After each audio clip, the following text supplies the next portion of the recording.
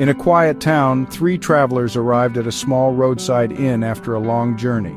The innkeeper, a kindly but forgetful old man, told them that a room for the night would cost $30. Without hesitation, each traveler handed over $10, a fair price for a place to rest.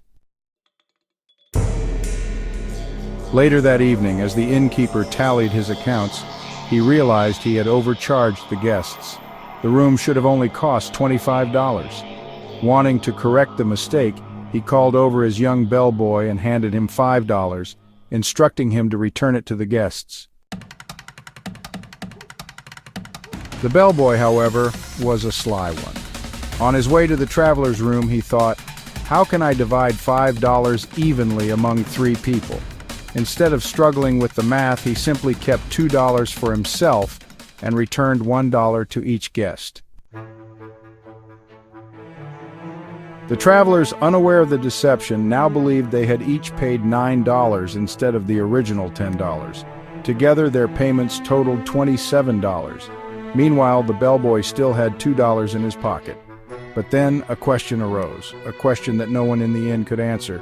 If they originally paid $30 but only $27 can be accounted for, where did the missing dollar go?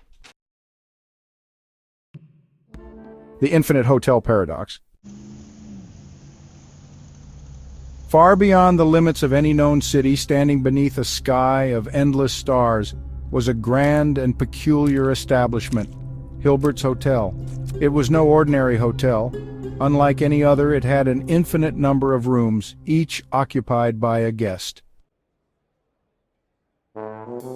One evening, a weary traveler arrived at the front desk. "I'd like a room, please," he said.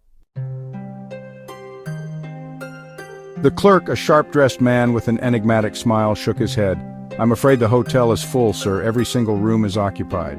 The traveler sighed in disappointment, but before he could turn away, the clerk's smile widened. "Ah, but this is an infinite hotel," he continued, adjusting his tie. "We can always make space." He reached for the intercom and made an announcement. "Attention, dear guests. Please move from your current room to the next room number up. Guest in room 1, move to room 2. Guest in room 2, move to room 3, and so on." And just like that, room 1 became vacant, ready for the new traveler.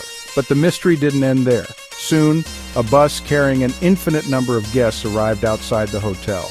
The driver stepped down and approached the clerk. "We need rooms for everyone," he said, gesturing toward the endless line of passengers. The clerk, unfazed, smiled again. "Simple," he said. He grabbed the intercom once more and called out, "Guests, kindly move to the room number that is double your current one. Guest in room 1, move to room 2. Guest in room 2, move to room 4. Guest in room 3, move to room 6, and so forth." And so, a miraculous shift took place. All the odd-numbered rooms were now empty, leaving space for the infinite newcomers. And so, the infinite hotel, though always full, always had room for more.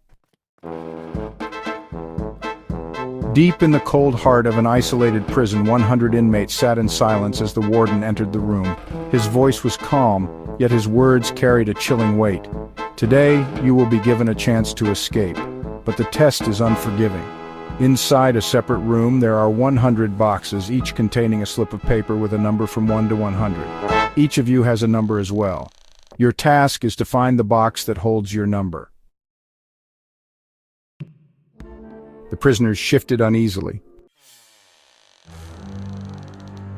"You will enter the room one by one and open up to 50 boxes. If you find your number, you survive. If even one of you fails, you all die."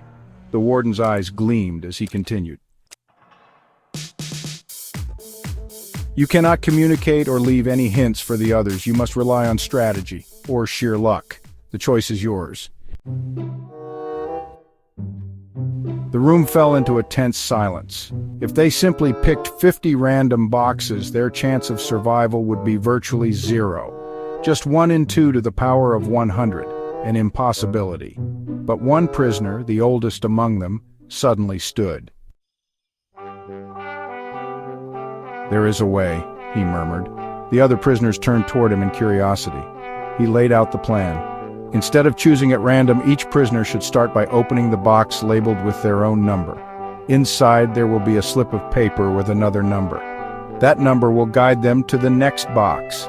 They will continue this pattern following the chain of numbers until they either find their own number or run out of choices. The prisoners exchanged nervous glances. It seemed counterintuitive, but the numbers weren't random, they were arranged in a cycle. If these cycles were short enough, then each prisoner would find their number within 50 steps. Hope flickered in their eyes. This was their best chance. One by one, the prisoners stepped into the room, following the strategy exactly as planned. The tension was unbearable. Each second felt like an eternity. Would they all find their numbers before the 50-box limit? Would their calculated gamble save them? The warden watched in silence.